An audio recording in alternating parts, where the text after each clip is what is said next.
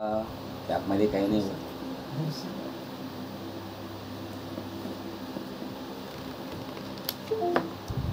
ठीक आहे, कॅप राहू द्या. कॅप फोल्डर शेअर करायची. आपल्याला टाईम नाही बरं का, तुम्हाला काय सांगतो. आपल्याला फक्त काय करायचं आहे, शेअरिंग करून बघायचं बस. लागलं सेव्हला परमिशन देऊ टाकावं. सिक्युरिटीमध्ये जा, इथे एव्हरीवनला ॲड करा.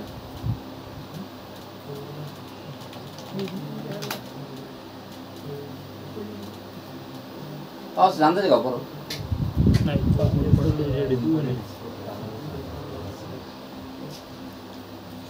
लागेल तिथे काही टेक्स्ट फाईल बनवतो मी. काय आहे तिकडे माणसाला ॲक्सेस करा दिसलं.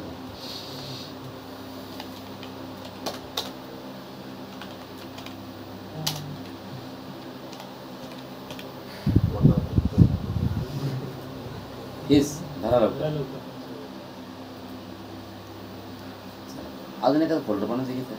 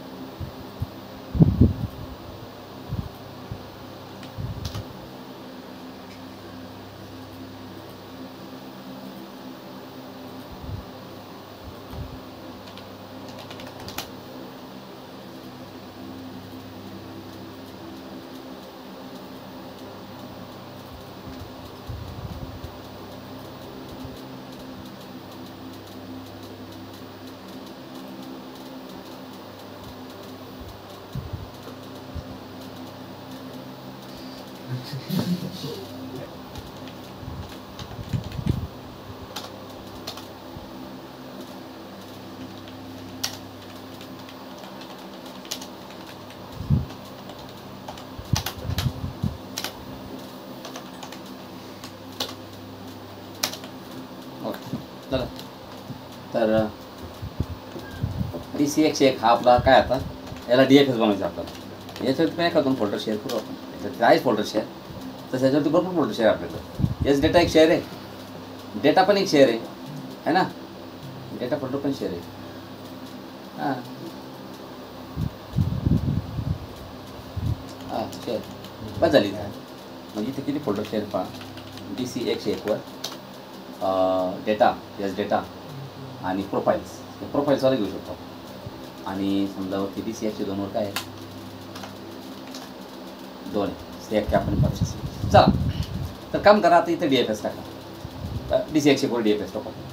Manage add roles and features. Next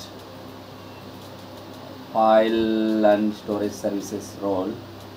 And I'm going to select here is that okay DFS namespace.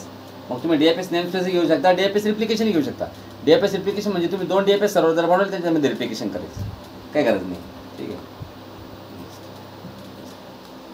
एका सर्व्हर DFS टाकल्यानंतर काय करायचं तुम्हाला आता. ठीक आहे, टूल्समध्ये जा आणि बघा DFS नेमस्पेस नावाचं, DFS मॅनेजमेंट नावाचं हे असतं बघा. DFS management. त्याच्यानंतर नेमस्पेसमध्ये जायचं. एक DFS नेमस्पेस तुम्हाला बनावं लागेल. राईट क्लिक करा, न्यू नेमस्पेस. सर्व्हर कोणता, ऑब्विसली DC-101. ओके, नेमस्पेसला नाव काय द्यायचं, DFS नाव द्यायचं मला त्याला. ठीक आहे ना.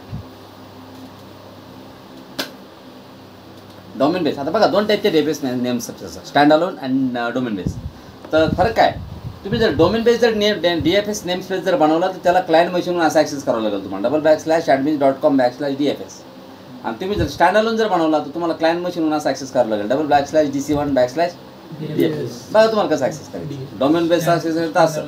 हां स्टँड अलोन घ्या, काहीच फरक पडत नाही. ठीक आहे, नेक्स्ट अँड क्रिएट सक्सेस. हे नेमस्पेस बनला. आता इथं काय करायचं, राईट क्लिक करून न्यू फोल्डर. आता स्वतःच सर्व्हरचे फोल्डर पहिले ॲड करू. ॲड. ओके, स्वतः सर्व्हर कोणतं फोल्डर आहे, डेटा. याच आपल्या 101 वर.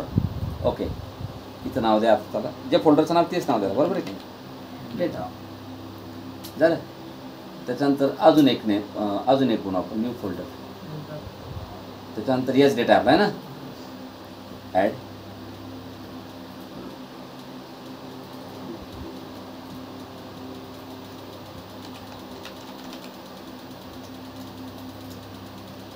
त्याच्यानंतर राईट क्लिक करून पुन्हा एक न्यू फोल्डर. इथं प्रोफाईल्स नावाचं फोल्डर आहे. एवढी घेण्याची गरज नाही आपल्याला, पण घेऊन टाकलं नाही का. आणि त्या कम्प्युटरवरती किती आहे, 2 आहे ना, मग त्या कम्प्युटरचे पण ॲड करा न्यू फोल्डर. पण ते कम्प्युटर 102 आहे ना, मग वरती 101 आहे ना, सध्या 102 टाईप करणं. ये तिथं आलं की आलं नाही.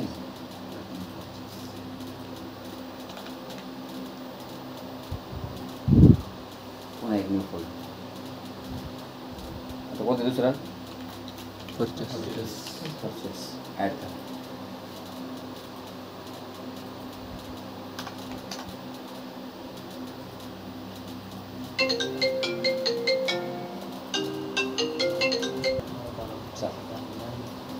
रनमध्ये जा.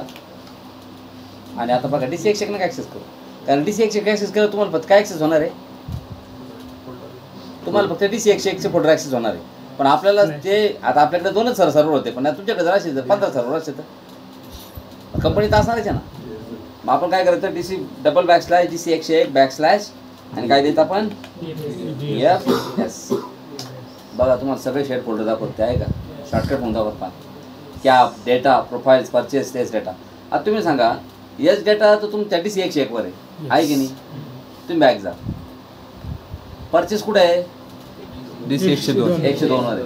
झाला की नाही ॲक्सेस, सेवा ही फाईल आहे का. सगळ्यांना परमिशन देईल, त्यामुळे तुम्हाला परमिशन जर नसेल, तुम्हाला ॲक्सेस झाला नसेल, दिसला असतं पण ॲक्सेस नसेल. कॅप तिकडे पुढं झालं का,